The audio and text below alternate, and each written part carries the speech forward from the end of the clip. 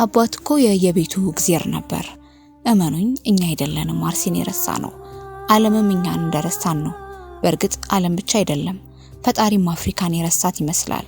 ቲርስ ኦፍ ዘ ሰን በሚል በናይጄሪያ ጭፍጨፋ ላይ በተሰራ ፊልም ላይ ብሩስ ዊልስ ለአንድ ቄስ የሚላት አባባል አለች። እንግዲህ እግዚአብሔር ይከተላችሁ ሲሉት God already left Africa። ብሪታንያ የባያፍራን ጉድ አይታ እንደተወቹ ዓለምም የሀገራችንን ጥፋት ያሳሰበው አይመስልም። ላንቃችን እስኪ ድርድር ብንጮ ሚሰማን የለም። አውታራቸው መቼ ነገር እንደሚገደውና እንደሚያራግብ ያውቃል። ለዜና የረሱት ሰቆቃ ነገረ ታሪካቸው አበጅተው ሲመዙ ግን የሚሳቀቁ አይደሉም። 3 ከተማና መቼት እንቃኝ፣ መቀለ፣ ወሎና አርሲ። መቀለ ዛሬ 5 ዓመት በስልኬ መርአይ ላይ አንድ ኑሮ የጨለመባቸው የመቀለ አባት ታንቀው ይታያል። ወቅቱ ትግራይ ለ2 ዓመታት በመከላከያ ተከባ የተጨነቀችበት ነበር። መብራት የለም፣ ውሃ የለም፣ ንግድ የለም፣ መንቀሳቀስ የለም። በጊዜው ከኝ ስማቸው ማላውቀው አባት ጋር ነፍሴ ተሰቅላ ቀረች፣ አልወረደችም። የኛ አባት ልጆች ነገ አባታችን ራሱን አብርሃ ካስትል አጥር ላይ ገደለ አይሉም። የአባታቸው ገዳይ በታነቁበት የገመድ ክርክር አንገታቸው ላይ ተጽፏል። ለአመታት ማን ለይቶ እንዳጠራቸው፣ ማን ኮረንቲ ከባልቦላ እንዳጠፋባቸው፣ የሳንቲሙን ሳጥን ማን እንደቆለፈባቸው፣ መሶባቸው ማን እንደገለበጠባቸው፣ ሌላም። አባታቸው ግን አንዴ ደክሞ ሄዷል። ለደከማ አባት የልጆቹን ችግር ከማየት የሚያድነው እንቅልፍ ነበር። እንቅልፍ ያለበትን ስቃይ እንደነገሩ ጸጥ ያደርግለታል። እኛ አባት ግን ክፉልም ያስተኛቸው አይመስልም። አይታገሉትን እንዳይታገሉ ደክመዋል። አንዱን ጧት መርጠው ያለሽኝ ሄዱ። ሲነቁ የልጆቻቸውን ችግር የልጆቻቸውን ስቃይ ከማያዩበት። 2 ወሎ የዛሬ 6 ዓመት ሰይድ ፈጅር ሊሰግድ ሲነሳ ነበር ሲፈራው የከረመውን ድምጽ የሰማው። አሸን ገባር ያስለቀሱ ስደተኛ በረኞች በፈንታው ለእርሱም እንደመጡ ገባው። አንበጣ 6 ቤተሰብ በተስፋ ሲያስተዳድር እንዳልከረመ ላቡ አውሬ ሲላስ ከማየት ቤት በጮጋ መርጋት መረጠ። ሚስቱ እየጮኸች ወደ ጓሮ ሮጠች።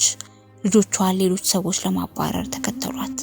የዞብል ሰማይ ጥዘታቸው በሚስቅ አውሬዎች ተሞልቷል። ግመሎች በፍርሃት ከታሰሩበት ለመበጠስ ይታገላሉ። በብርሃን ጋት ብርሃን የሚባል አልነበረም። ከሐራ የጀመሩ በቃሉ አድርገው ጨርጨር ደርሰዋል። ጋሽ ሰይድ ከማያሸንፈው መዋጋትን አልወደደም። አንበጣ ያላ ፍጡር ነውና የአፋርን አሸዋ በእጅ አልረገመም። ያሳሰበው አመት ከአመት የተንከባለለ ልቄቱ ነው። የዘንድሮን እህል ካላበከበ ለመጪው ክረምት ጥማድ መከሪያ አይኖረውም።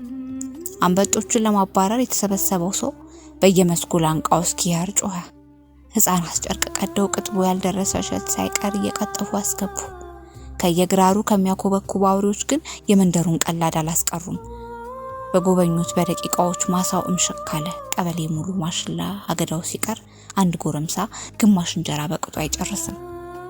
በድንበር የወጡ የሰይድ ቤተሰቦች በክንፍና አግርገላቸው ተቦጫጭሮ በከንቱ መክነው ተመለሱ። የታገሉትን አንበጣ ግን ማሽላ ብቻ በልቶ አጥቷቸው የቤቱ አውራጃ ምሰሶ የቤታቸው አባወራ ጋሽ ሰይድ በመጫኛ ገመድ ተንጠልጥለዋል። 3 አርሲ ዘንድሮ በኡደት ከሚረሸኑት የአርሲ ኦርቶዶክሶች የሚበዙት አባቶች መሆናቸውን ሰማው። ለምን? አባት የቤተሰብ የመንደር የቀይ ካስማ ነው። አባትን መነቅነቅ ከግንዱ ከስር መሰረቱ ለመናድ ይጠቅማል። አውቃለሁ የአርሲ ጉዳይ ውስብስብ ነው። በእኔ አቅም አይተነተንም። ስለተረፉት አባቶች ግን አስባቸዋል? አሁን በመጠለያ ከመሆናቸው በፊት ልጆቻቸው እንደ አምላክ ይመለከቷቸው ነበር። ቤተሰቡ አባት የማይችለው የለም ይል ነበር። አሁን መከታቸው አብሯቸው እየሮጠ ነው። አሁን መከታቸው አብሯቸው እያለቀሰ ነው። አሁን መከታቸው ምንም ማድረግ አይችልም። እኔ እንጃ የሆነ ስም የሌለው ነገር ተበላሽቷል። አባት እኮ የየቤቱ እግዚአብሔር ነበር።